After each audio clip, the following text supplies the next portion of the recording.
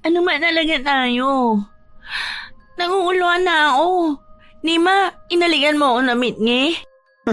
Ano naman problema sa halik na yun? Hindi naman ibig sabihin na gusto na kita, Stella. Gumising ka na sa katotohanan. Hindi kita gusto at hindi kita magugustuhan. Isang kaibigan lang ang turing ko sa'yo. Mataas ang standard ko sa babae.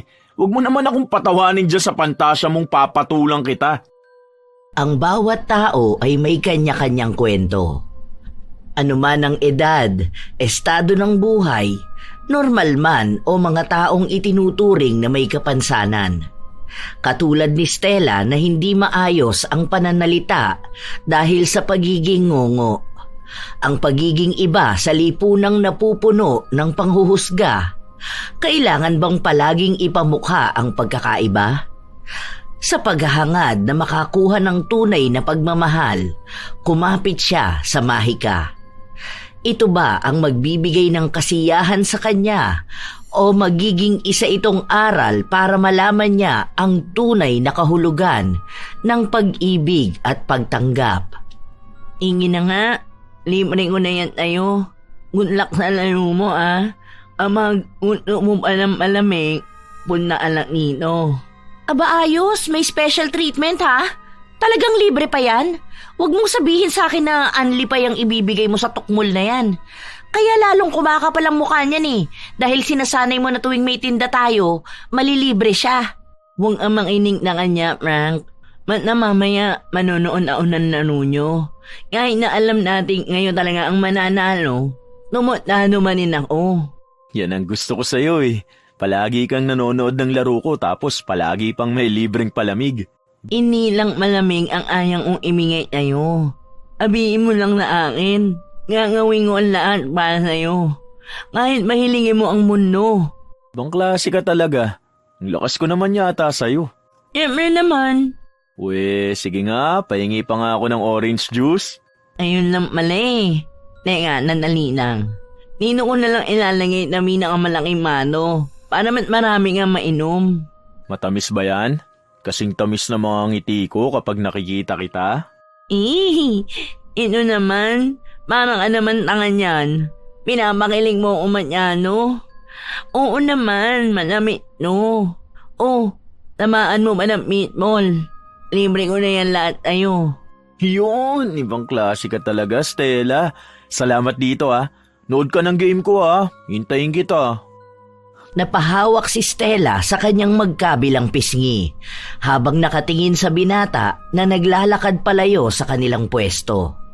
Animoy isang magiting na prinsipe si Frank sa kanyang paningin at pakiramdam niya ay siya ang prinsesang handa nitong ipagtanggol. May liga sa kanilang barangay kaya patok na naman ang bentang palamig ni Stella. Pero halos maubos na ito dahil sa panlilibre niya sa mga kaibigan ng lalaking hinahangaan. Isang sikat na manlalaro ng basketball si Frank. Noon pa lamang ay isa na si Stella sa mga nagkakandara pa sa binata dahil maliban sa natatangi nitong kagwapuhan, magaling din maglaro ng basketball. Ang panlilibre lang ng palamig ang tanging nakikitang paraan ng dalaga para mas mapalapit kay Frank. May problema sa pananalita ni Stella. Hindi halata sa panlabas niyang anyo, ngunit kapag nagsalita na siya, doon nakapansin-pansin na sa ilong lumalabas ang kanyang boses. Ipinanganak na siyang ganito at hindi na nagawa pang maipaayos ng kanyang mga magulang dahil sa pagiging kapos din sa kaperahan. Walang hati ang kanyang bibig, ngunit nasa ngalangalan niya yon. Kaya hindi agad mapapansin ang kanyang kapansanan.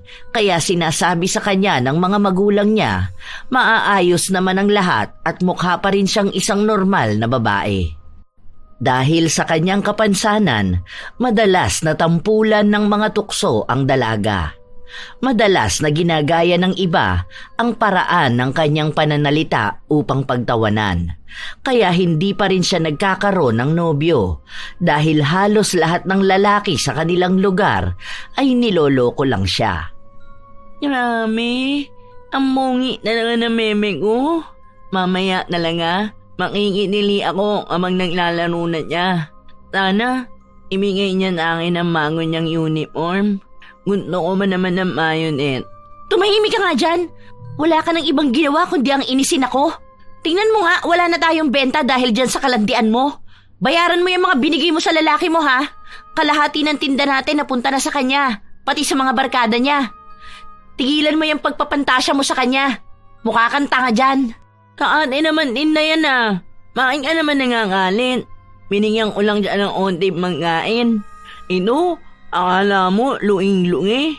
Saka hindi mo man nakita na nginitian niya ako? Ang tweet namin, di ba? Ingit ka lang Gusto mo, magmingay ka rin takrat mo ng malamig. Hay, wala ka na talagang pag-asa. Wala na nga tayong benta, inuuna mo pa yung panlalalaki mo. Akala mo naman makakatulong sa'yo yan Halata naman na ginagamit ka lang niya. Nakaka-stress ka talaga kasama. Almaalang mamaya yan, mauumot din at ninna natin. Umala, nilak ka lang yan. Hindi pa tapos manermon si Claire sa kanyang kaibigan. Ngunit agad siyang pinatigil nito para sabihin na siya muna ang magbabantay ng pwesto dahil magsisimula na ang laban ni na Frank. Ayaw niyang makaligtaan ito para maipakita rin sa lalaking hinahangaan na buo ang suporta niya. Ay, talagang seryoso ka dyan sa sinasabi mo? Iiwan mo ako mag-isa rito? Matino pa ba yung pag-iisip mo? Si Frank talaga ang uunahin mo kaysa sa magiging pera natin sa pagbebenta? Mamilit lang mamalik din naman ako amang nanamot na yung laro. Ay nako, nakakainis talaga. Baliw na baliw ka sa lalaki na yon, hindi naman gwapo. Ang laki-laki naman ng ilong, parang sinabugan ng granada. Yari ka talaga sa akin mamaya, isusumbong kita sa nanay mo. Landi-landi mo, Stella. Wala kang ibang ginawa kundi pasakitin ang ulo ko. Nandali nga lang. Baka magdamo ang meme amang inigo niya minanood. Ang OA mo naman Matyano. Akala mo na umamaling. Yan ka na. Ngumiti si Stella habang inis ang nakikita niya sa mukha ng kaibigan. Nagmadali na siyang pumasok sa loob ng court para maghanap ng pupwestuhan niya. Sakto namang may nakita siyang lugar na matatanaw ang buong laro kahit na maraming taong nanonood. Masyadong malakas ang laban na ito, lalo pat maghaharap ang dalawang malalakas na team. Alam niya ring nag-aabang ang mga tao dahil malalaking halaga rin ang pustahan. Go, meme Go, go, go! Ayaw mo yan! Yet! Ang kaling talaga ng mongi na yan. May kiss ka sa akin mamaya. Yun! 3 points I love you, meme Napangiwi na lang ang mga kadalagahan na nasa tabi niya dahil lahat sila ay hinahangaan din si Frank. Nagpatuloy lang ang laro. Halos mamaos na si Stella sa kasisigaw para lang maipakita sa binata na lahat ay gagawin niya para suportahan ang hilig nito. Ganun naman talaga ang kanyang ginagawa simula pa noong una. Wala siyang pinalampas na laro. Kahit na dumayo pa siya sa ibang lugar ay kanyang gagawin. Mapanood lang na manalo si Frank. Ang laki na lamang. Mga naalaman, hindi na yung maaamawi dahil konting oras na lang ang nanitira. Grabe talaga ang team ng meme ko. Kung girlfriend niya lang ako, not-core niya na game, yun din yung halik na imimigay ko na kanya. Sa huling pagbato ni Frank ng bola, pumasok ito bilang 3 points. Sila ang nagwagi, kaya napuno ng hiyawan ang buong court. Ibinuhos na ni Stella ang lahat ng lakas at boses bilang selebrasyon sa pagkakapanalo ng kanyang minamahal. Nang matapos ang laro, hinubad ni Frank ang suot niyang damit. Tanda na ibibigay niya ito sa babaeng inaalaya niya ng pagkakapanalo. Ang sarap ng meme ko! Ang dami mong ab! Ay! Ala! Lalapit niya rito. Ayan na niya. Piling ko, imimigay niya na akin ng nerdy niya. Ang ganda ko, no? Panit na namang ayo. Umirap ang isang babae habang sinasabi ito ni Stella. Nang huminto sa kinatatayuan niya ang binata, tumingin pa ito sa kanya at nagbigay ng isang matamis na ngiti. Naghihintay na lang siyang alalayan siyang bumaba para mayakap. Para sa'yo talaga ang pagkapanalo ko. Salamat dahil palagi ka nandyan para suportahan ako ha. Gusto kong ipagsigawan sa lahat na ikaw ang inspirasyon ko para pagbutihan ko pa ang paglalaro. Parang ang tanga yan. Halika na nga. In mo na ako. Huwag mo na nilang ingitin lalo. Kita mo na nga ang ama na tingin nila na akin. Tumulis ang nguso ni Stella at inabot ang kanyang kamay. Inaasahan niyang tutugunan yon ng binata. Ngunit isang ilusyon lang ang lahat dahil yumuko si Frank at tumingin sa kausap niya. Isang magandang babae na nakaupo sa batong upuan. Makinis ang kanyang balat at kapansin-pansin ang kanyang puti. Base sa tindig ng dalaga, alam na ni Stella na si Amethyst yun, ang mutya ng kanilang barangay. Nakaramdam ng panghihina ang dalaga nang iabot ni Frank ang jersey sa magandang babae. Kasunod ay ang pagpunas ni Amethyst sa pawisang katawan ng binata. Inabutan niya pa ito ng tubig. Nakaramdam ng hiya si Stella dahil na rin sa bulong-bulungan ng mga katabi niyang pinagtatawanan siya. Malakas pa naman ang naging boses niya kanina. Ingit lang kayo sa akin. Ako naman nalangan naman yan. Paano? Ang ninong sa naan at man malamin si amin ni. Kami nga, mamama ako. Paharahanan kayo. Itinulak niya ang isang babae. Pero mas malakas siyang binawian nito na naging dahilan upang mahulog siya sa ibaba. Buong katawan niya ang bumagsak kaya nakuha niya ang atensyon ng mga tao. May ibang nagtawanan, may ibang naaawa, ngunit walang ginawa. Oh, ano nangyari sa'yo, Stella? Ayos ka lang ba? Bakit ka naman umiga sa simento?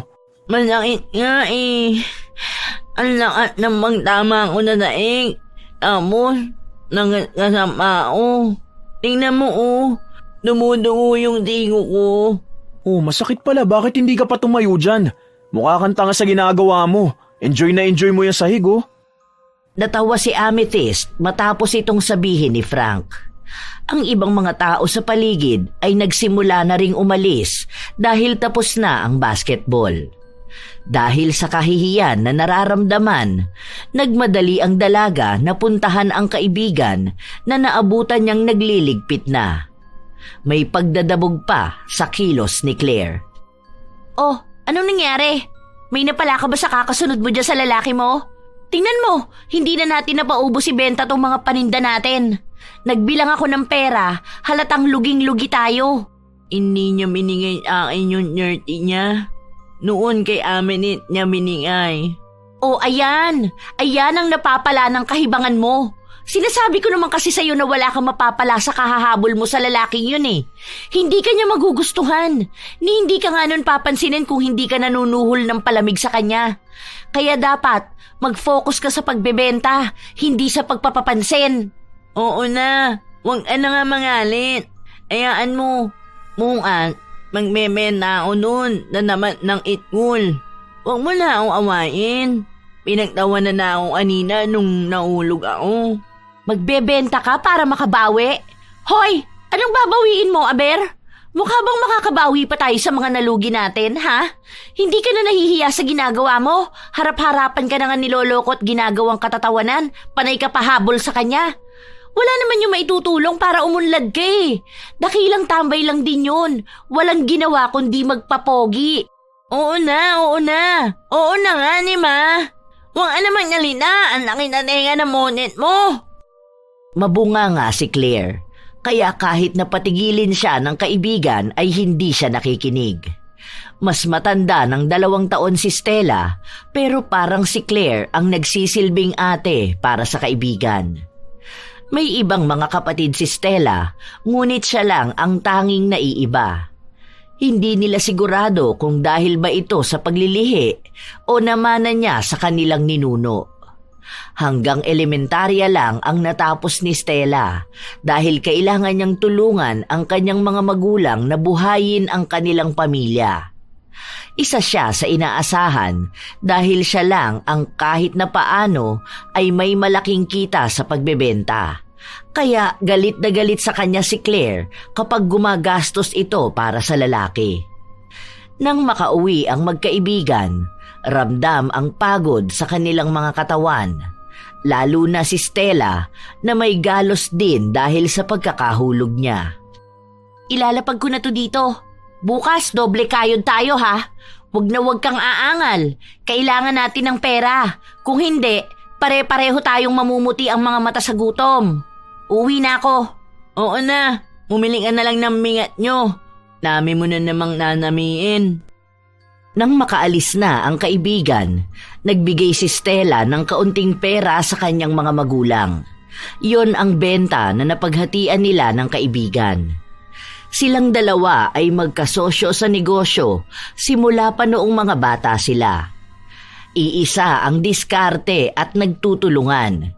Kapag umaga ay naglalako sila ng kakanin, sa tanghali naman ay nagbebenta ng palamig at sa gabi ay naglalako naman ng balot. Lahat ng maaaring ibenta ay pinagkakakitaan nila. Mabilis na lumipas ang mga araw, naging normal ang lahat. Nilalapitan pa rin si Stella ng binata at inuuto. Kaya palagi siyang may nakatabing pasobra na pagkaing ibibigay rito. Ayaw kasi niyang tumanggi kapag si Frank na ang lalapit sa kanya. Nasaan na naman ba yung suman dito? Di ba may isa pang natira? Bakit hindi ko na makita? Alam ko dito ko lang yun pinatong para sana madali ko lang makita eh. Binigay ko na meme Bakit? Bakit mo naman binigay? Tinabi ko na nga yun dahil gusto kong kainin. Isa na nga lang yun, binigay mo pa. Ano ba naman yan? Lahat na lang talaga kailangan mo ibigay do sa kumag na yun eh. Hindi ko naman alam na kung mo yun eh. Huwag ka namang numan. Baka mamulunang ka. Ima na lang ang ainin mo. Oh, itong puno. Ayun na no. Ikaw ang mabubulunan kapag sinakal kita. Ang sarap mo yakapin sa leeg hanggang sa mag-violet ka. Sawang-sawa na nga ako sa puro na lang puto. Kainis talaga. Sarap mong bigwasan eh. Oh, bilang ko yung mga nasa lagayan ha. Kapag yan may nagkulang, ikaw talaga magbabayad. Wala bang pera yan lalaki mo kaya buraot? Patay gutom naman yun. Wala bang pagkain sa bahay nila? Napatigil sa paglalakad si Stella dahil sa mga sinabi ng kaibigan niya. Grabe nga naman Mang Nalina. Nakakanakit ka naman namin. Mang-iiman mo muna. Mangun lumaman sa mimik mo. Hindi yung igingan na lang ng umento. Walang pake. Malalaktan. Ano? Idadahilan mo na naman sa akin na love language mo yan. Hindi uso yan sa mahihirap, gaga. Baka akala mo nasa teleserye ka. Buti sana kung totoong gusto ka niya eh. Kaso hindi naman, di ba? Love language niya, paasahin ka. At ikaw naman tong si tanga na uto-uto. Tamang pakyut na lang yun sa'yo. Hala, sige gastos. Huwag mo akong paandaran yung paglalandi mo, Stella ha. Wala rin akong pakialam kung masaktan ka sa mga masasakit na sinasabi ko sa kanya. Dahil totoo naman yun. Kahit na marinig niya pa ako. Nananalay-tay talaga tayo yung magiging meter, no? Matayo ng moto ko at love language ko. Wala ka na mangangawa pa. Wala talaga akong magagawa. Tulad ng wala kang magagawa para mahalikan ka niya. Ganito ang madalas na siste ng magkaibigan simula pa noon. Palaging pinagsasabihan ni Claire ang kaibigan dahil kapag nagkakagusto siya sa isang lalaki ay handa niyang gawin ang lahat. Ngunit si Frank ang pinakamatagal na lalaking hinangaan ni Stella dahil madalas din namang nagbibigay ng motibo ang binata. Akin to lahat? Sure ka ba? Oo, pero inango mo yan ah. Huwag kang maingay ng kaibigan ko. Mangangalit ka ni akin yun. Bakit naman siya magagalit? May crush din ba siya sa akin? Sa bagay, alam ko naman na gwapo ko. Lahat naman ng babae na nakikita ko nagkakagusto sa akin eh. Hindi naman. Wala naman niyang gusto sa'yo. Pero ayaw niyang aning nagmimigay ako ng bangain sa'yo eh. Pero siyempre, gusto kong imakita sa'yo na gusto kita. Oh, yun naman pala eh. Desisyon mo naman yan eh. Matanda ka na. Bakit ba dapat ka pang pakialaman? Hindi kumibo ang dalaga. Nagmasid siya sa paligid. Tinitingnan baka nasa paligid lang ang kaibigan. Magkakapit bahay lang kasi sila, kaya hindi maiiwasan na madali lang makikita ni Claire ang ginagawa ng kanyang kaibigan. Oo nga pala, may problema ako eh. Baka naman matulungan mo ko. Sabihin mo yan sa akin. Hangawan ko ng paraan. Kailangan ko kasing bumili ng bagong sapatos eh. Nakita mo ba yung sapatos ko last game? Di ba halata namang pudpud na? Ay, pinagmementa ng hamayan. Umipni na lang daw yun. Dati, 300. Hanggang sa anamuhan ng Emily ng Wanghel. Gusto mo bang bilang ina? May mahanap mao nito. Tig 250 talagang sapatos? Mukha bang ganong halaga lang ang gamit ko? Kailangan ko yung branded. Siyempre ginagamit ko yun sa liga eh. Tapos yung mumurahin lang ang gagamitin ko. Masisira lang kaagad yun. Baka doon pa ako matalo. Mang ano may yung branded na namanos? 12K yun eh. Ha? 12K? Hala, wala ang ukan yan. Ang laki naman yan. May mahanyan nga lang iniinang ko araw-araw eh. Kamang inuhuwerte na nauubos ang benta, nasa 800. Tulungan mo na lang ako. Di ba may 500 ka dyan? Akin na lang yan, pang-ambag. Napatingin si Stella sa pera na hawak niya. Iniipit niya ang pera na yon at iniipon niya ng halos 1 buwan. Nakapagbigay na siya ng pera sa kanyang mga magulang at ito na lang ang huling pera niya. Kapag ibinigay niya lahat sa binata, malabo niyang mabigyan ng regalo ang kaibigan. Gusto niya sanang ipunin ang pera para mabili ang kwintas na palaging tinitingnan ni Claire. Nalalapit na kasi ang kaarawan ng kaibigan. Ano? Ang tagal mo namang titigan yung pera mo. Sige, kung ayaw mo naman, ayos lang sa akin. Baka mamaya sabihin mo, hinuhututan kita ng pera eh. Humihirit lang naman ako para sana makapag-ready ako sa nalalapit kong laro. Sige alis na ako. Salamat dito sa balot. Hananinang. Oh, ito na. Iyon na yan. Imanagdag mo nun na mamili mo ng namanon. Uy, salamat talaga The best ka talaga. Kapag may laro ulit kami, sasabihan kita para makanood ka. Alam mo naman na ikaw ang lucky charm ko. Humalik sa kanyang pisngi si Frank bago ito umalis sa kanyang harapan. Halos mahimatay naman si Stella sa mga nangyari. Sa pisngi lang yun, pero pakiramdam niya ay nasa harapan na sila ng altar at handa na siyang pakasalan ng lalaking minamahal. Hanggang kinabukasan, ikinuwento niya sa kaibigan ang mga nangyari. Ngunit hindi niya sinabi ang tungkol sa pera. Kaya sabi ko sa'yo matulog ka ng maaga para hindi naluluto ng ganyan ang utak mo. Bakit ka naman ikikis nun? Hindi ka naman niya gusto. Ingaw lang naman ang meter na relasyon namin. Hindi nga mamanayan na mag-aaro na ako ng boyfriend. Hoy, hindi ako bitter no? Masaya ako kung tamang lalaki ang mapupunta sa'yo. Kaso, kung katulad lang ni Frank, wag na lang. Ngayon pa nga lang buraot na yun Paano pa pag naging kayo na? Baka sa'yo na niya ipabayad ang lahat. Ikaw na ang bubuhay sa kanya tapos ang gagawin na lang niya, maglalaro ng basketball at magpapakyut-kyut lang. Ay, naku, nakakagigil talaga. Basta, alam kong responsable siyang asawa. Iniihip ko na nga yung magiging buhay namin kapag nagmakasal na kami. Iniisa-isa na ng dalaga ang mga pangarap niya kasama si Frank. Planado niya na rin kung saan sila ikakasal, kung kailan at sino-sino ang mga pupunta. Maging ang magiging buhay nila. Kung ilan ang magiging anak nila at saan sila pag-aaralin. Lahat yon ay para bang posible kay Stella. Umiiling lang ang kaibigan niya habang nakikinig sa paulit-ulit niyang sinasabi.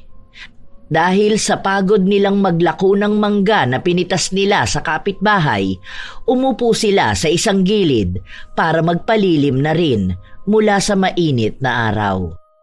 Basta, ikaw ang ninang ng lahat ng mga anak namin. Pwede kaya yung ganun? Hindi ka pa rin natatapos magsalita. Panay ka ninang ng mga anak mo, pero tingnan mo yung iniisip mong magiging tatay nila. Masayang nakikipaglandian sa iba. Naninira ka na naman ng relasyon. Hoy, te! Anong relasyon? Walang kayo. Assuming ka masyado. Tingnan mo, ayan oh. Ang sweet nilang dalawa nagsusubuan ng lugaw. Parang mga tanga. Sinundan ni Stella ang tinitignan ng kaibigan niya. At doon niya nakita ang binata na masayang kasama ang magandang babae.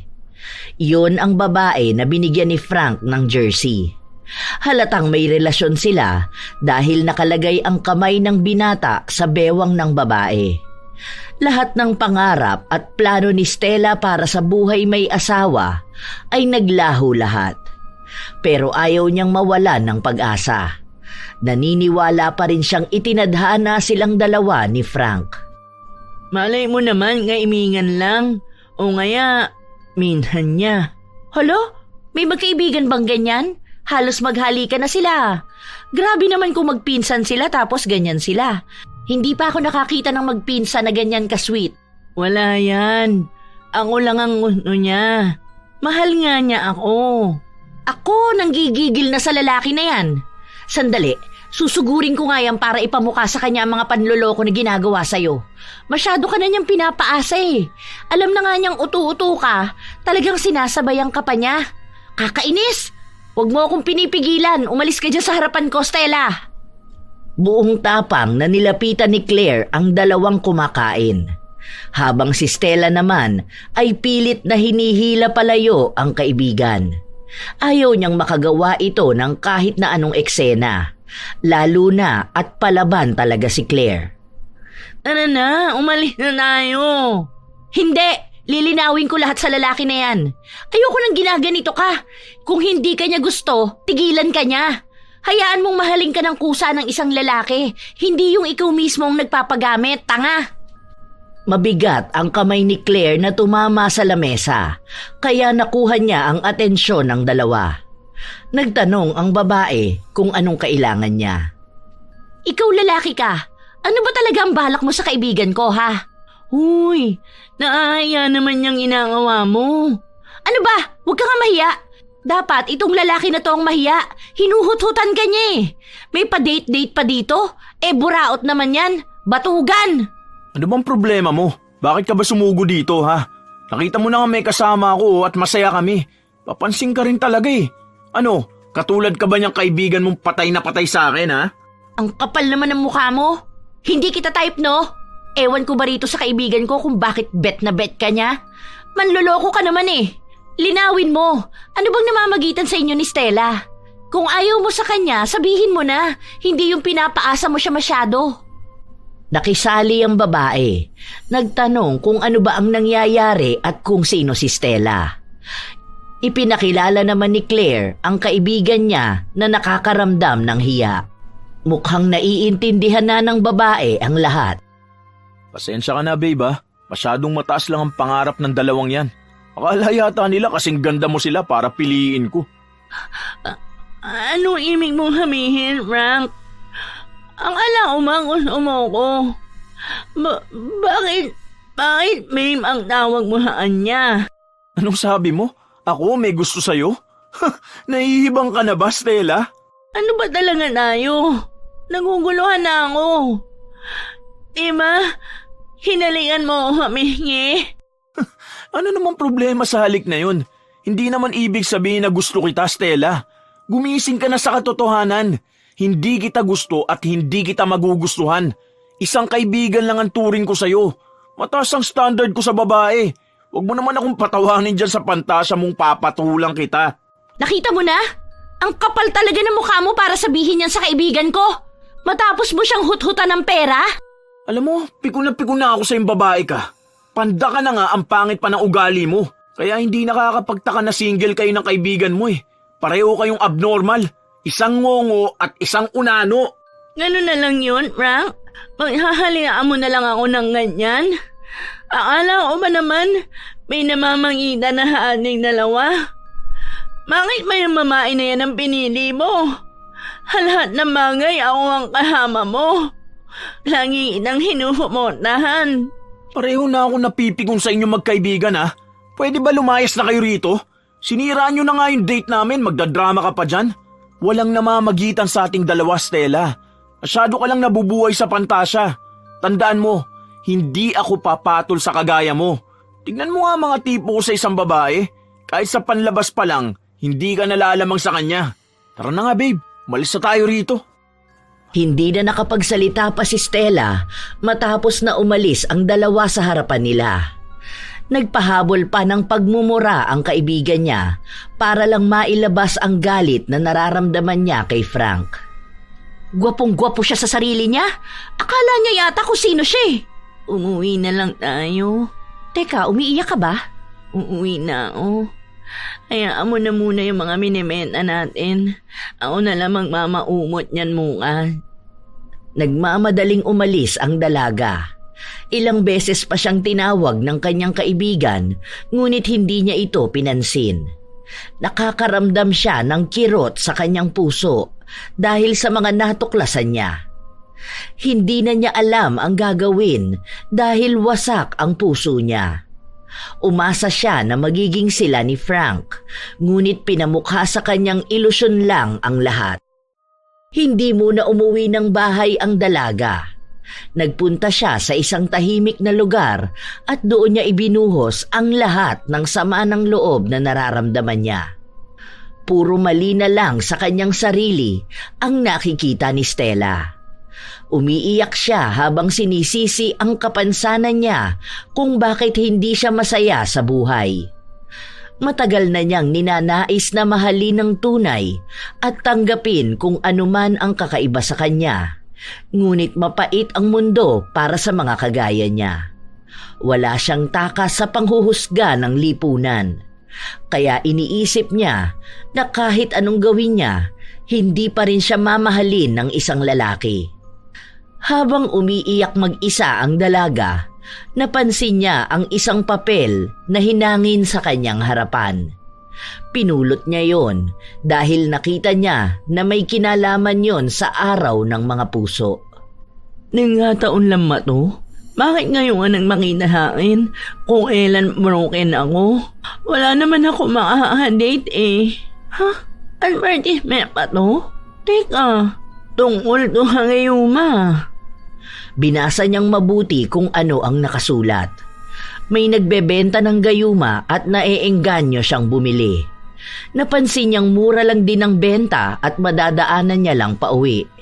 Pero nagdadalawang isip pa rin siya dahil hindi niya sigurado kung epektibo nga ba ito o niloloko na naman niya ang kanyang sarili. Wala naman mawawala kung huhumungan ko eh. Kung epekto man ito, siguro yun na lang ang tanging maraan para mahalin ako. Pinuntahan ng dalaga ang lugar na nabasa niya. Isang maliit na bahay lang yon at may matandang babae na nakatira. Hindi pa siya nagtatanong ay ibinigay na sa kanya ang isang maliit na garapon na naglalaman ng gayuma. Itinuro sa kanya ang mga dapat niyang gawin upang maging mas epektibo ito.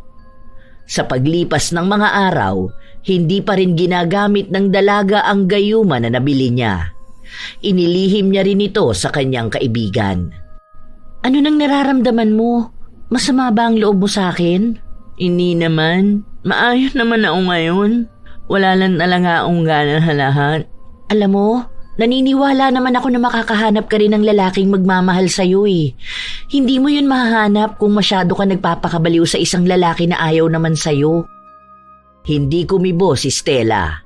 Sa katunayan ay hindi niya iniisip ang mga sinasabi ng kanyang kaibigan. Dahil ang nasa utak niya lang sa mga sandaling ito ay kung paano niya gagamitin ang gayuma. Gusto niyang subukan ito kay Frank. Mayroong laban ng basketball sa kanilang barangay kaya naghahanda na naman sila para sa ibebenta nilang palamig. Panigurado na magtatagpo na naman ang landas nilang dalawa ng binata. Simula kasi nang mangyari ang pagkompronta ni Claire, hindi na ulit sila nag-usap. Huy, sandali lang, naiihi ako. Ikaw na muna magbantay rito ha, mabilis lang ako. Tumango lang si Stella. Pagkaalis ng kaibigan niya, sakto naman na dumating si Frank. Nakangiti ito sa kanya na para bang walang nangyari. Hi Stella, namiss kita, alam mo ba yun? Hindi lang kita nilalapitan dahil sa kaibigan mo eh. Naiinis na ako sa kanya. Dapat friendship over na kayo. Pinahiya ka niya eh. Gusto mo man ng malamig? Naku, baka naman magalit ang kaibigan mo kapag binigyan mo ako. Alam mo naman na pinagbintangan na niya ako. Sinabihan ba naman akong buraot? Saka baka yun na rin ang tingin mo sa akin. Uuha lang ako ng malamig mo. Yumuko ang dalaga para pasimpleng ilagay ang gayuma sa basong paglalagyan ng palamig ni Frank. Hindi na siya nag-alinlangan pang ibigay yon sa binata. Hinintay niyang maubos muna ang palamig bago siya nakampante. Ang kailangan na lang ay hintayin niyang maging epektibo ang gayuma. Nagbigay rin siya ng palamig para sa mga kaibigan ni Frank. Pag-alis ng binata, saka naman dumating ang kaibigan niya. Hoy, ano nangyayari sa'yo? Iniwan lang kita saglit ah. Nakangiti ka na ng ganyan. Kanina lang nakabusangot ka. Nababaliw ka na ba? Hindi ma, pero maghinay ka lang dahil may mamamaliw sa akin. Mababaliw sa'yo? Ano? Sino? Hindi ko maintindihan. Mahinay ka lang. Nang gabi ring yun, matapos ang laro, pinuntahan siya ni Frank sa pwesto. Anong ginagawa mo rito? Ano, manguuto ka na naman? Ubus na ang palamig namin. Anong inagawa mo rito? Bakit hindi ka umuwi? Kanina ka man inatawag ng mga kaibigan mo at saka yung girlfriend mo. Umayos ka nga makipag-usap sa kanya. Ang rupok mo ah. Alam mo naman ang ginawa niyan sa'yo, di ba? May ibang babae yan. Uutuin ka na naman yan. Naghihintay sa akin ang girlfriend ko? Ikaw ang girlfriend ko, di ba? Kaya nga ako narito eh dahil hinihintay mo ko. Naku na dyan, tutulungan na kita. Salamat, meme ko. Walang anuman, bebe ko. Salita na tiningnan ni Claire ang dalawa habang nagliligpit ng mga paninda. Hindi niya maintindihan ang mga nangyayari. Hindi naman niya nakikita ang dalawa na nag-uusap, kaya paano na uwing naging magkasintahan na sila? Wala ring sinasabi sa kanya ang kaibigan tungkol dito. Nang makauwi na silang dalawa, saksi si Claire kung paano hinalikan ng binata sa labi si Stella. Ayaw pa ngang umuwi ni Frank at nagsabi na magsama na lang sila sa iisang bahay dahil hindi na niya makita ang sarili na malayo sa girlfriend. Di ma, hami hayo eh. May mamamaliw sa akin. Ay, sobrang ganda ko talaga. Paano nangyari yun? Bakit hindi ko alam yan? Inango ko muna. Ayoko ng email ay. Hindi pa rin ako kumbinsido. Mamaya ginagamit ka lang yan, tapos ikaw tuwang-tuwa na manggaga ka sa mga nangyayari. Umayos ka nga, Stella. Napaka-imposible na piliin ka niyan. Ilang taong ka na ba nagpapapansin sa kanya? Ni hindi ko nga nakita na nililigawan ka niya. Huwag mo nga ako manuhal hamuhay ko. Kung naiingit ka na mahaya na ako may boyfriend, huwag mo na akong kausapin. Nagagalit ka ba sa akin? Ayoko makipag-away sa'yo dahil kaibigan kita at concerned lang ako sa'yo. Paano kung saktan ka niya? Matagal na tayong magkaibigan kaya ayoko may lalaking manggagamit sa'yo. Matanda na ako, Claire. Ayaw ko na ang naninig ko. Kapansin-pansin ang pagbabago ng ugali ni Stella. Naging arugante at hindi na pinapakinggan ang opinyon ng kaibigan. Simula nang naging sila ni Frank, bibihira na lang silang magkasama ni Claire dahil mas nais ni Stella na ang nobyo na lang ang palaging kasama. Hindi sila mapaghiwalay na dalawa. Kahit na nakikita namang maalaga ang binata, hindi pa rin maalis ang pagdududa kay Claire. Bakit ba ganyan hilahain? Galit na galit sila dahil nalaman nilang ikaw ang boyfriend ko. Bebe ko, di bang sabi ko sa'yo na hayaan mo na lang sila? Naiinggit lang sila dahil ikaw ang mahal ko. Baka kasi hindi sila gusto ng taong mahal nila. Huwag ka magpa-apekto sa kanila. Salamat, meme ko. Mabuti na lang talaga, anyan nga, marahamaan ako. Pati kasi ang kaibigan ko, walang ibang inawa o hindi pagnunahan ang magmamahal mo sa akin. Nakikipagkaibigan ka pa rin sa kanya? Nandito naman ako Dapat ako lang sapat na. Kaya kasi yung lamit ng lamit sa akin. Alisin mo na siya sa buhay mo. Hindi mo kailangan ng kaibigan na kagaya niya. Sabihin mo sa kanya na ayaw mo na siya maging kaibigan. Nandito ako para samahan ka palagi. Hindi naman kita iiwan Ako lang dapat ang kailangan mo sa buhay mo. Hanggang magkakampi tayong dalawa, magiging maayos ang lahat. Galit na galit sa iyo yung baliw na babaeng yon. Dahil sa kanya walang lalaking nagkakagusto. Hindi maganda magkaroon ng inggiterang kaibigan. Dahil masisira lang nila ang masasayang memories. Simula bukas kapag nilapitan ka niya, sabihin mo na pinalalayo na kita sa kanya. Kapag ayaw niya pa rin, akong kakausap sa kanya. Nalalaso na ni Frank ang utak ng dalaga dahil lahat ng opinyon na sinasabi niya ay siya namang ginagawa ni Stella. Pati ang pagbibigay niya ng pera sa pamilya niya ay nahaharang na ni Frank. Madalas kasi na sa kanya na ito ginagastos ng dalaga. Isang gabi, nang makauwi si Stella, naabutan niya ang kaibigan na nag-aabang sa kanya sa kanilang bahay. Ano na naman inahawa mo rito? Pwede ba tayo mag-usap? Katatapos ko lang makausap ang nanay mo. Nagsasabi siya sa akin na maraming nagbabago sa'yo simula na maging boyfriend mo si Frank. Pag-usapan naman natin yon dahil naaawa na ako sa kanila. Ano ba talagang ginagawa mo sa buhay mo, Stella? Ayan na naman. Usamang Frank na naman. Hindi mo na lang ngayon iningil hanggang hindi nakikitang hira ang relasyon naming dalawa? Alam mong gusto ko lang makatulong sa'yo. Hindi ka naman ganyan noon Nalalaso ng lalaki na yun ang utak mo. Makinig ka naman sa akin. Kaibigan mo ko at mas kilala kita kaysa sa kilala ka ng lalaking yun. Lagi mong hinahabi na gusto mo makatulong. Hindi yun naman kailangan ng tulong mo Mahaya kami ni Frank. Kaya hindi ko kailangan ng kahit na hino sa inyo. Ayoko na maging kaibigan ka. Anong sabi mo? Tingnan mo na lang yan. Itatapon mo pati ang ilang taon nating pagsasama para lang sa isang lalaki na hindi mo naman nakakasama ng mahabang panahon? Sinubok na ng panahon ng pagkakaibigan natin. Ni hindi nga kayo umabot sa puntong down na kayo pero mas pinipili nyo pa ring lumaban. Bukas na bukas kakausapin ko yang si Frank dahil nilalaso niya ang utak mo. Baliw na baliw ka masyado sa kanya. Ano ma? Wala ilalaman yung mga kahihong buhay Huwag mo na siyang kausapin. Ay huwag na rin tayong mag-uhap kahit na kailan. Huwag ka nang pupunta sa bahay. Pinagtabuyan ni Stella ang kaibigan. Wala nang ibang tumatakbo sa kanyang utak kundi ang kanyang nobyo. Tanging si Frank lang ang kailangan niya sa buhay. Ilang araw ang lumipas, wala siyang narinig na kahit anong balita sa kaibigan. Kapag nagkakasalubong sila, hindi sila nagpapansinan. Ang pagkakaibigan nila ay nasira lang dahil sa pagpasok ni Stella sa isang relasyon. Para bang naging blanko ang mundo at tanging kay Frank lang iikot ang kanyang buhay. Ganon katindi ang pagmamahal niya para sa nobyo.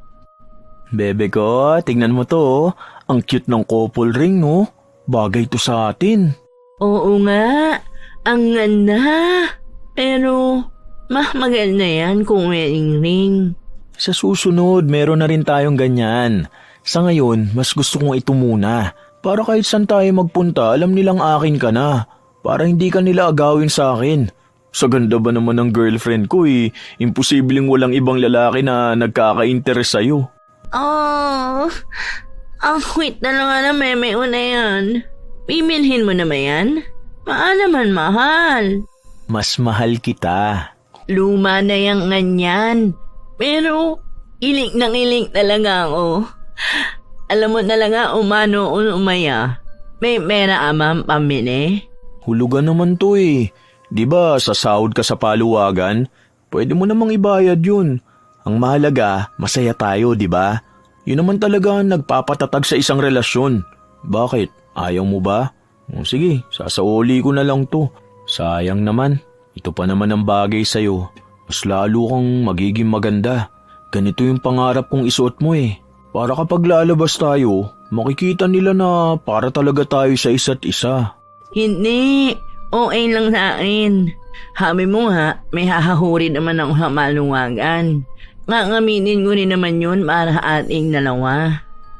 Nakaramdam ng kilig si Stella nang isuot sa kanya ng nobyo ang singsing. Naiisip niya na para na silang ikinakasal. Kaunti na lang ay alam niyang magkakatotoo na yon. Nanatiling mabisa ang epekto ng gayuma. Mahal na mahal siya ni Frank. Pinaparamdam sa kanya yon sa bawat minuto. Kaya kahit naayawan siya ng pamilya niya, nararamdaman niya pa rin na may nagmamahal sa kanya. Sa paglipas ng ilan pang mga linggo, nagkaroon ng pagsubok ang kanilang relasyon dahil ang dating kasintahan ni Frank ay nanggugulo pa rin sa kanila. Gusto niyang mabawi ang binata at sinabi na wala namang naging problema ang relasyon nila hanggang sa iniwan na lang siya para piliin si Stella. Uhab ang mamae no. Huwag mo landiin ang boyfriend ko. Hindi nga na niya gusto, okay? Ako na ang mahal niya at ako lang ang mimiliin niya. Iha ka na lang, Ek. Alam mo kung ano yun? Mamaing minahal lang pakamantala. Hindi nagpatalo ang dating kasintahan at sinabing wala silang opisyal na hiwalayan at hindi siya pumayag na maghiwalay sila. Sinabi niyang gagawin niya pa rin ang lahat para lang mabawi ang nobyo. Hindi rin naman nagpatalo si Stella dahil ayaw niyang pakawalan si Frank. Nagkasagutan silang dalawa sa mismong laro ng liga na siyang naging dahilan upang makuha nila ang atensyon ng lahat. Maging ang mga naglalaro ay naapektuhan sa gulong ginawa ng dalawang babae. Iiwan mo nga ako! Aray! Ang muho ko! Lunga-lungaan na lang ah! Hinila pababa ng babae si Stella, kaya bumagsak siya sa semento. Agad namang napatakbo si Frank, pero bago pa siya makalapit ay nagkaroon ng aksidente, kaya natumba siya at hindi sinasadya na tumama ang ulo niya sa semento. Mami ko! Naku po! Tulong! Tulungan niyo kami! Dali natin sa ospital ng boyfriend ko! Agad silang nagtungo sa ospital kahit na pagbawalan ni Stella ang babae na sumunod, nauna pa itong nakarating sa ospital. Nagtatalo pa rin silang dalawa pero may mga umaawat na sa kanila. Dumating din ang mga magulang ng binata at ang dating nobya ni Frank ang nilapitan ng mga ito. Nagtangka pa si Stella na magpakilala bilang bagong nobya ni Frank, ngunit lumabas ang doktor at hinanap ang mga magulang ng binata. Maayos naman daw ang kalagayan ni Frank. Nawalan lang siya ng malay dahil sa malakas na pagkakauntog. Nagamot naman ang sugat sa ulo niya at naturukan siya ng gamot. Mamaya lang din ay magkakaroon na siya ng malay. Salamat mo, no? Mamuni naman maayos ang boyfriend ko. Hihintayin ko na lang siyang magihing. Nagtaka ang mga magulang ni Frank dahil hindi nila alam na may iba pang girlfriend ang anak nila. Hindi pa kasi pinapakilala ng binata si Stella sa pamilya niya. Ngayon lang ito nalaman ng mga magulang ni Frank. Nagpakilala si Stella, ngunit sa tingin pa lang ng ina ng nobyo, alam niyang hindi na siya pasado. Hindi siya kinibo ng ginang dahil ang mas binigyan ng pansin ay ang dating kasintahan ni Frank. Nagsumbong pa si Stella at sinabi na ang babae na yon ang tunay na dahilan kung bakit nasa ospital si Frank, ngunit para siyang hangin sa kanila. Ayaw siyang pakinggan kahit na unawain man lang ang sinasabi niya. Kahit wala silang sinasabi, halatang panghuhusga na ang nasa isipan ng mga magulang ng nobyo. Ilang sandali lang din ay nagising si Frank. Papasok na sana sa loob si Stella, ngunit sinabi ng nurse na si Amethyst ang pangalan na hinahanap ng binata. Ito ang pangalan ng dati niyang kasintahan. Pumasok silang tatlo sa loob habang si Stella ay naiwan sa labas. Teka, bakit ako nahalaman? Ako ang girlfriend. Hinino mo naman, umahong ako sa loob. Nagpumilit si Stella na pumasok sa loob. Nakita niyang nakaupo ang nobyo at may nakatapal sa noo nito. Meme, kumusta ang pakiramdam mo? Masakit ba ang ulo mo? Gusto mo? Ko yan? Anong ginagawa mo? Bakit nandito ka? Lumabas ka nga rito. Ha? Bakit ka ganyan magsalita sa akin? Nag-aalala ako sa'yo. Dinalangin na rito dahil sa mamain na yan. Inaaway niya nga ako Alam mo, masakit na ang ulo ko. Natanggal pa ako sa laro tapos babadtripin mo lang ako. Ayos yung trip mo, Stella. Ano bang hinitit mo para magpabebe sa akin? Di bagay sa'yo, nakakasuka ka. Hindi nakapagsalita ang dalaga. Napatingin siya sa mga taong nakarinig ng sinabi ni Frank. Bahagya pang natawa ang tunay na nobya at ang dalawang nurse. Dismaya naman ang mababaka sa mukha ng mga magulang ng binata. Sila ang nakakaramdam ng kahihiyan sa ginagawa ni Stella. Ikaw ang may kasalanan nito. Anong sinabi mo sa kanya? Nilalaho mo ang utang ng boyfriend ko. Masyado ang desperadang bumalik sa sayo at maangaw sa akin. Ano bang pinagsasasabi mo, Stella? Nananaginip ka na naman ba ng gising? Ano nga agawin sa'yo? Hindi naman kita girlfriend. Ay, palabasin nyo na nga yan. Kumikirot lang ang sugat ko Paalisin nyo yan. Ayoko siya rito. Baka mapahamak pa ako lalo dahil sa ginagawa niya. Pinagpilitan ni Stella na makausap ang binata, ngunit ayaw talaga nito. Hindi niya alam kung anong nangyari dahil walang maalala ang binata sa relasyon nilang dalawa. 3 buwan na silang magkarelasyon. Bakit sa isang iglap ay nawala ng pagmamahal si Frank? Sinubukan ni Stella na manatili sa labas ng kwarto. Inaabangan niya na umalis ang mga ito para makausap ang nobyo. Ngunit kasabay rin nilang lumabas si Frank. Ayaw siyang makausap ng binata dahil sa galit na nararamdaman nito. Hindi kaya nawala na ng iha ang ngayuma? Handali, mapuntahan nga yung nagmenta sa akin. Nagmamadali siyang umalis. Sa paglabas niya ng ospital ay nakabangga niya pa ang dating kaibigan na kasalukuyang naglalako ng paninda niya. Bakas ang pagmamadali sa dalaga kaya hindi na siya nag-aksaya pa ng oras para kausapin si Claire. Mas importante para sa kanya ang tungkol kay Frank. Nang makarating ang dalaga sa bahay ng babaeng nagbenta sa kanya, tinanong niya kung ano ba ang nangyari. Ipinaliwanag sa kanya na naubos na ang bisa ng gayuma dahil 3 buwan lang yon tatagal. May 1 linggo pa naman sana, ngunit maraming dugo ang nawala sa binata, kaya gano'n na lang din kabilis na nawala ang bisa ng gayuma. Kung ganon, bigyan mo ba ako ng ihamang gayuma para maibalik ko yung magmamahal niya sa akin? Naman, ako lang ang mahal niya. Tumanggi na ang babae na magbigay ng gayuma dahil 1 beses lang daw dapat ginagayuma ang isang tao. Kung uulitin niyang bigyan ng mahika ang binata, malaki ang magiging problema at posibleng hindi na ito tumalab. Ngunit hindi naniwala si Stella. Ninakaw niya ang 1 bote ng gayuma bago siya tumakbo palayo. Hinabol pa siya ng babae, ngunit hindi na siya naabutan pa. Nag-iisip ng paraan ng dalaga kung ano pa nga ba ang kailangan niyang gawin para mabigyan ng gayuma si Frank, ngunit hindi niya napansin na nasa likuran niya ang dating kaibigan. Ang ibig sabihin, ginayuma mo lang si Frank, kaya kanya pinili. Anong ginagawa mo rito? Ano bang hinahami mo nang inangayuma ko siya? Wala akong inagawa sa kanya. Minahal niya na lang nga ako. Hindi mo ako maloloko, Stella. Nakita ko mismo ang ginawa mong pagnanakaw niyang gayumang hawak mo. Akin na nga yan. Itapon mo na yan. Hayaan mo na siya magmahal ng iba at hayaan mong makahanap ka ng lalaking magmamahal din sa'yo. Hindi palaging kailangan mong ipagmakaawayan sa iba.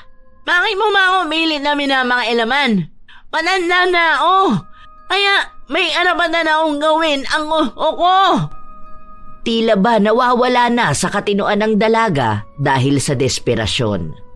2 araw ang lumipas, hindi pa rin sila nagkibuan ni Claire at wala ring nakalabas na sikreto niya tungkol sa panggagayuma kay Frank. Naglagay ng gayuma si Stella sa isang pagkain na balak niyang ibigay sa binata. Ngunit nang kausapin na niya ito, itinapon lang ni Frank ang pagkain. Bakit ba nagpapakita ka pa sa akin? Hindi ba pinagsabihan na kitang lubayan mo na ako?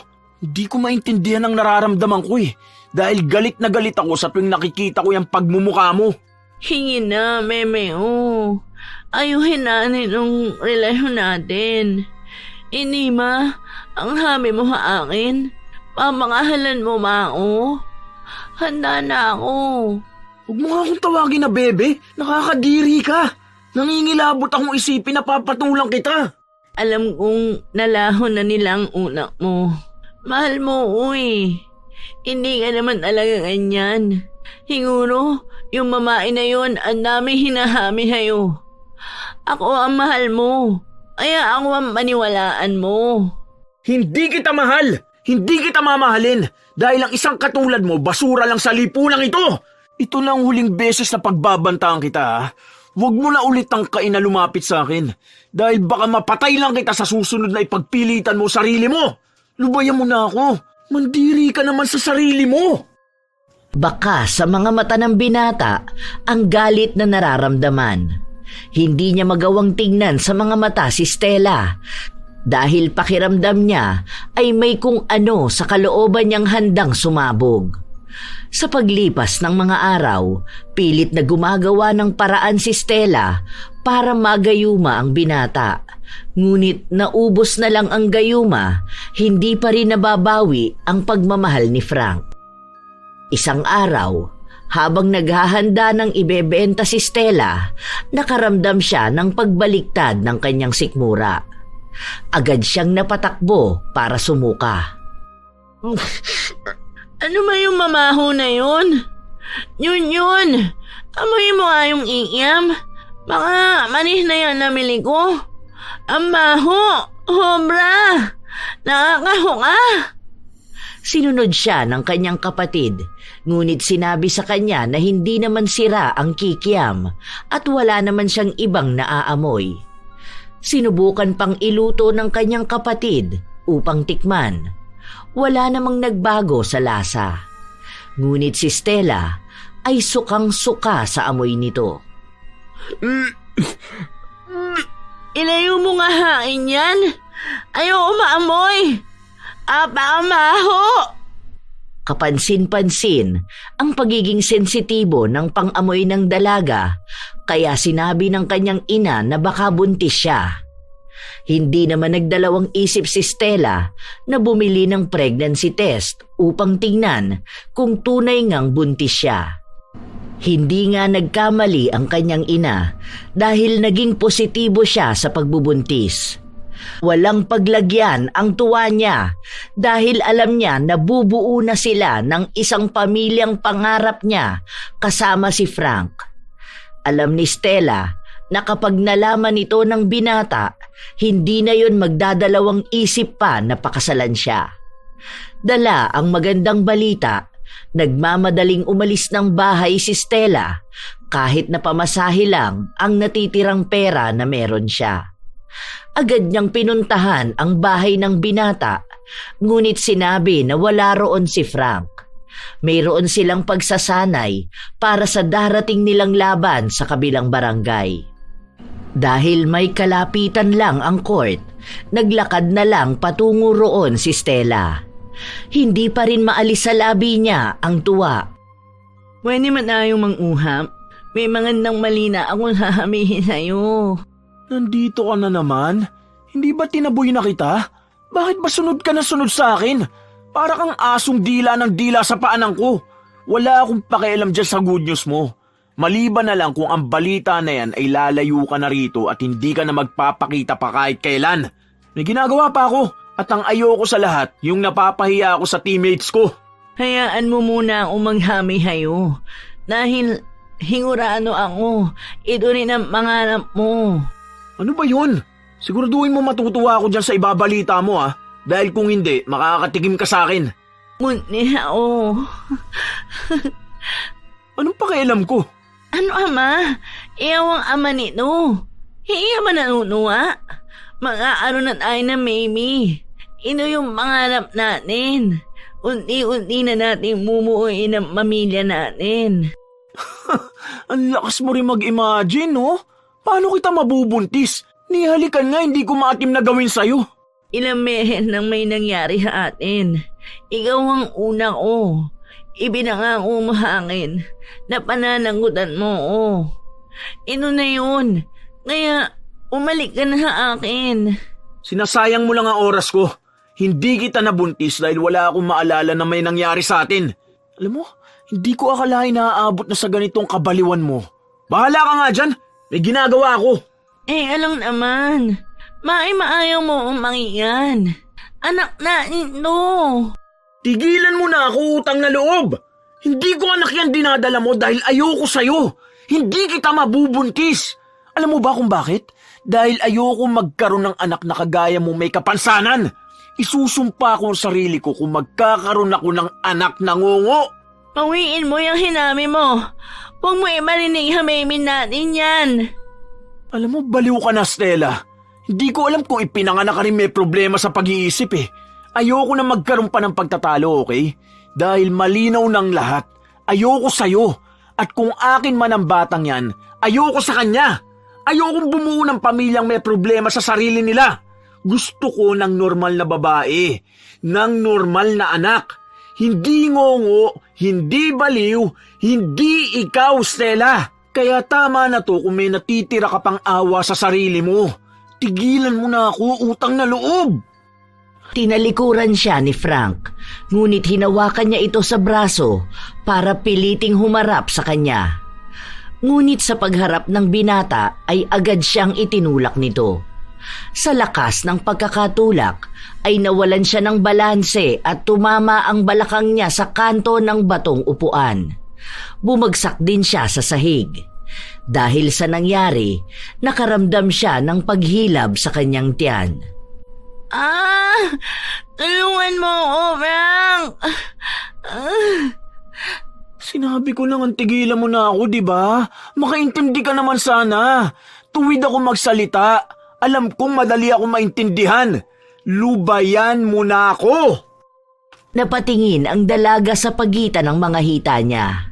Kulay puti ang suot niyang shorts, kaya bakas ang pulang likido na lumabas sa kanya.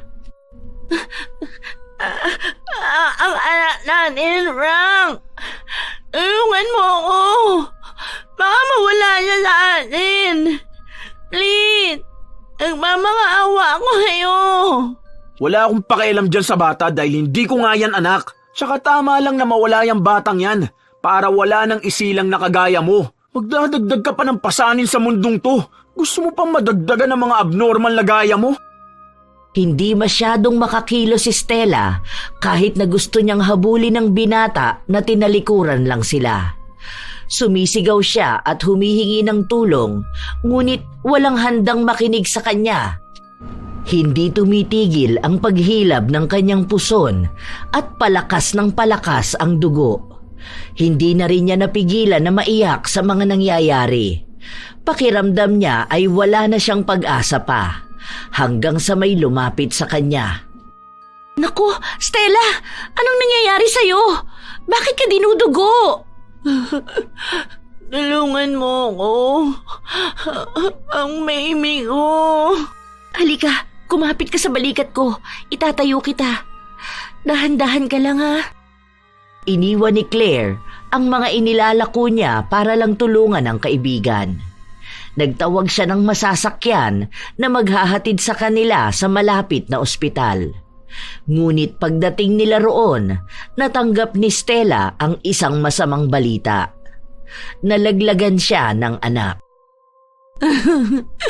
Parang awa niyo na, Dok. Tulungan niyo kung ihalba ang baby ko. Paano kami mamalingan ng mama niya kung mawawala siya? Please, Dok. Ang anak na lang namin ang mag-aha ko para mahalin ulit ako ni Frank. Kahit na anong pagmamakaawa ni Stella, sinabi lang sa kanyang wala na silang magagawa pa. Kailangang tanggalin ng bata sa sinapupunan niya. Nanatili si Claire sa tabi niya at awang-awa ang kaibigan sa nakikita niya. Pero kahit na ganoon ang nangyari kay Stella, wala siyang naging bukang bibig kundi ang pagkakabalikan nila ni Frank. Kinabukasan, si Claire ang umalalay sa kaibigan para makauwi sa bahay nila. Pag-uwi mo, ipagluluto na lang kita. Dapat kumain ka ng masustansya.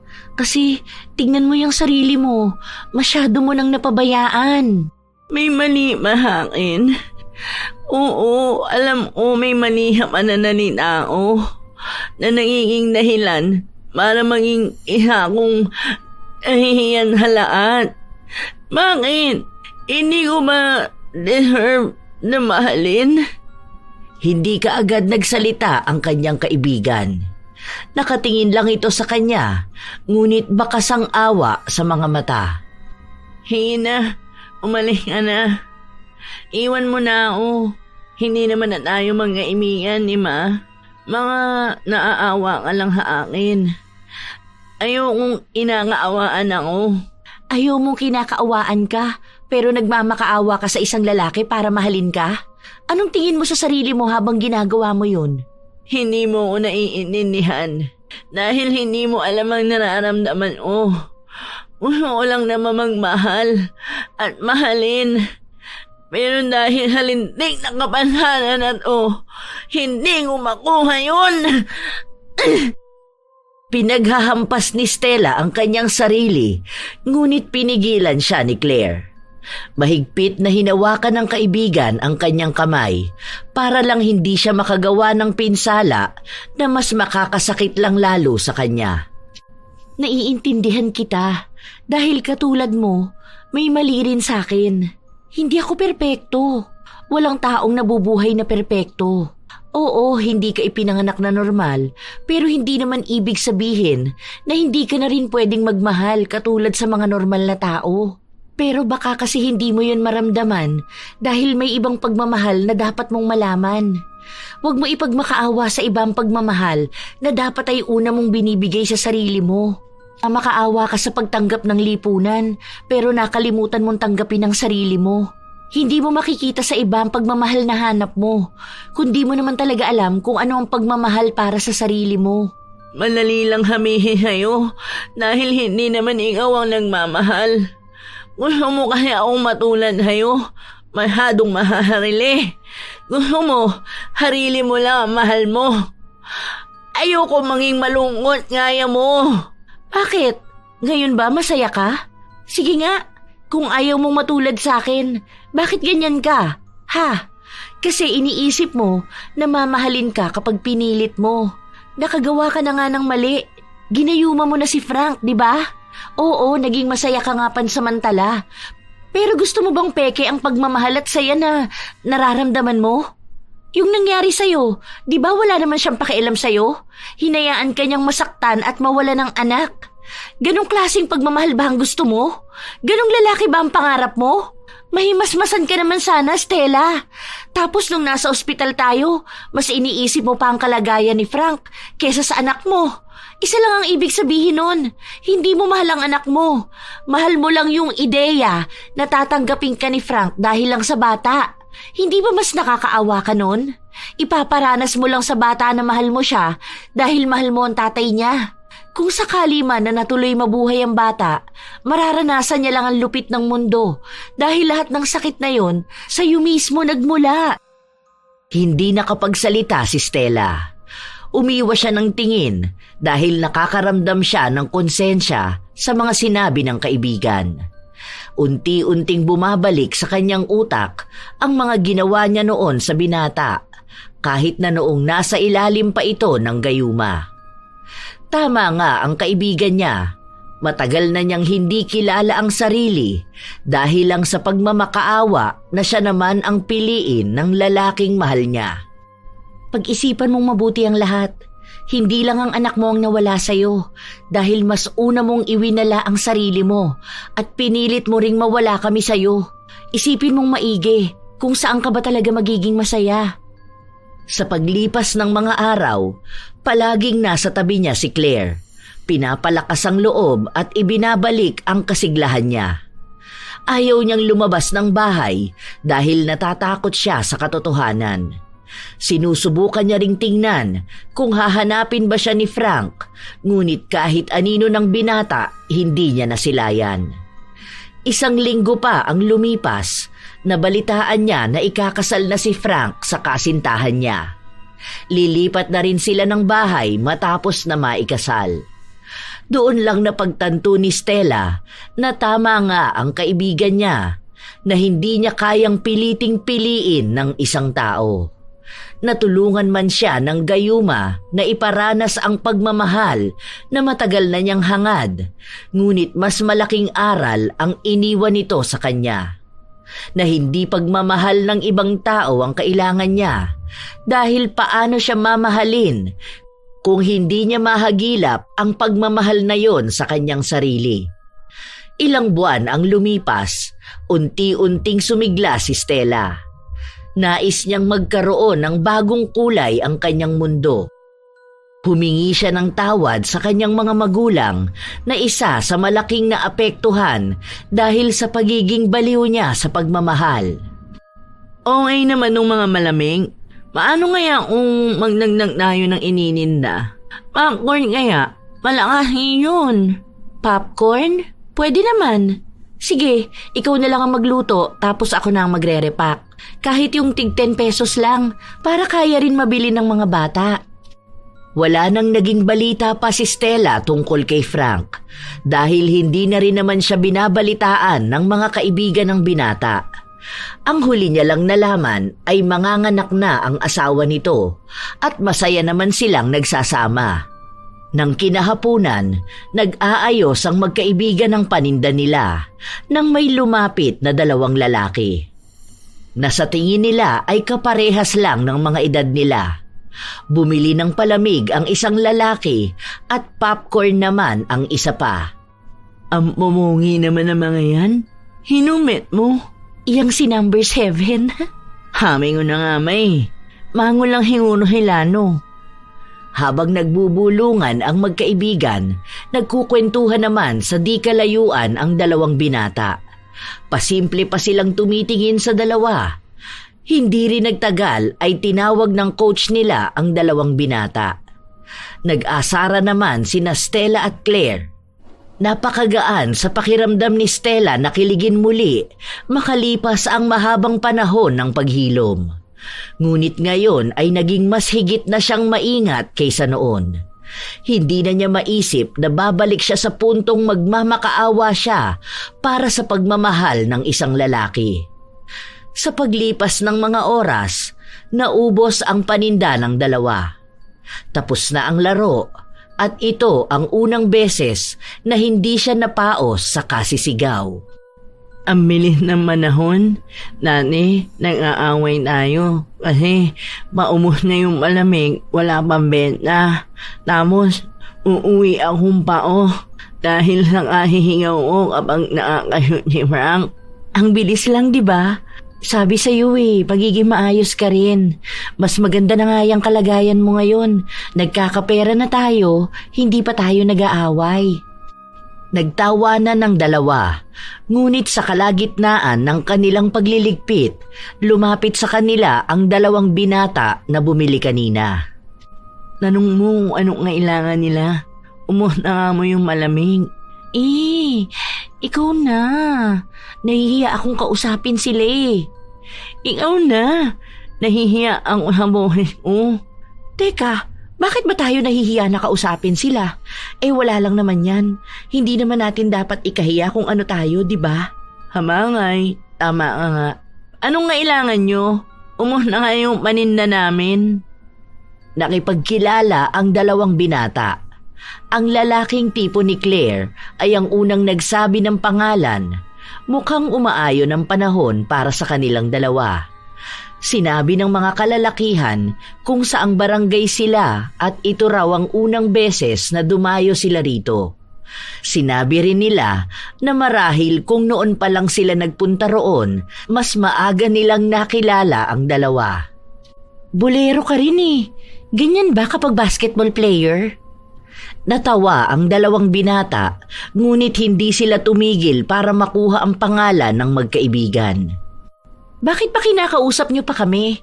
Huwag niyo nga kaming pagtripan. Baka akala niyo mga utu-utu kami ha. Ibahin niyo kami sa mga babae na nakikilala niyo. Nagpaliwanag ang dalawa at sinabi sa kanila na wala silang pakialam sa kung anuman ang tingin nila sa kanilang sarili. Walang mali sa kanila, hindi naman kailangan na palaging nagkakaintindihan sa salita dahil minsan ay may mga bagay na hindi naman tuwid na pananalita ang magbibigay linaw sa usapan. Natawa na lang ang magkaibigan, ngunit sa huli ay nagpakilala rin sila at nagpalitan ng mga pangalan sa social media. Ang alam lang ng dalawa, kahit na may lalaking lumapit sa kanila, dapat ay bantay sarado pa rin sila sa kanilang mga puso at sarili. Kaya nilang maging bukas sa pagmamahal, ngunit dapat ay bukas din sa pagtanggap ang mamahalin nila. Ang kanilang mga buhay at pagsubok bilang naiiba sa lahat ang nagbigay ng tatag sa kanila. Tunay nga na ang tamang pag-ibig ay darating kung alam nila sa kanilang sarili kung ano ba ang pagmamahal. Dahil hindi lang ito para sa mga normal na tao, dahil ang pag-ibig ay binubuo ng iba't ibang forma. May pag-ibig para sa kapareha, para sa pamilya, para sa kaibigan. Ngunit ang isang mahalagang bagay na hindi dapat nawawala ay ang para sa sarili. Lahat ng tao sa mundo ay may kanya-kanyang kwentong magbibigay ng magandang ehemplo at motibasyon sa lahat.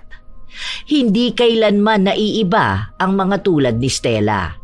Dahil sa huli, ang magiging mabigat mong kalaban ay ang sarili mo at ang tanging sandatang panlaban sa mapanghusgang lipunan ay ang pagtanggap sa kung sino ka man. Shout out sa ilan sa mga masusugid na tagapakinig ng mga istorya ni Lola Telang. Sherlyn Joseco, Josefina Fuellas, Linda Marie Cowley ng Victoria, Australia, Al San Jose, J. Rose at sa Corpus family ng Kuwait, Felicidad Elegido, Beryl Ladrillo at sa kanyang kapatid na si Scotty Boy from Bacolod, Michelle De Mariano ng Macau, John Carlos YT, Maulawin Sumogat family na sina Madel, Patrick, Lexin, Athena, Rene Patpat Sumogat ng Sitio Talaga, Morong Rizal, Riza Hike ng Japan, Sunny Jane Tamlayen at sa PSDC Pink Pony Club, Salve Entico, Badeth Yap, Joji Dihaiko, Nanette Katamko, Ann Kulit Sweets at sa mga mananahi ng Al-Gandhi family sa Dubai, UAE, Arlie Guerrero, Michelle Cedron, Virgie Lavilla at sa Lavilla family, Trish Ong Pauco, Cola Lona, Ate Aya, Ronalyn Alejo at sa mga tagapakinig sa 7-Eleven Bongabon, Nueva Ecija. Ellen Kiano, Alma Naong, Regina Len Gerali, Irene Butas, Chai 27S, Sydney Crosswind, Vicky Yabut at Sayabut Family, Roslyn Mangilin, Marife Gonzales, Maria Teresa Espino ng Taytay Rizal, Mil Rose Demate, Christian Vispo at sa kanyang lola Nenita Marcelo ng Nueva Ecija, Glesiel Almares, Melin Pinados at sa Pinados Malaya Family ng Cagayan de Oro City, Ara Lucas at sa Lucas Family ng Nueva Ecija, Ronalyn Rodriguez, Maymay Hernandez, Kimpoy Feliciano, Ana Levallega, Cesan de la Cruz at sa kanyang 3 boys na sina Mark Cesar, Mark John at Noli Villarin Jr., Hazel Fiesta, Supladang Pasaway ng Kawasaki, Japan, Febe Ranyada, Ana Morishima, Ellen Kasidsid, Lilia Pakingan, Kel Rodis, Elizabeth Pamintuan ng Pampanga, Carlo Andrade, at sa mga kasamahan niyang nakikinig habang nasa trabaho. Ito ang inyong Lola Telang at maraming salamat sa inyong pakikinig, mga apo.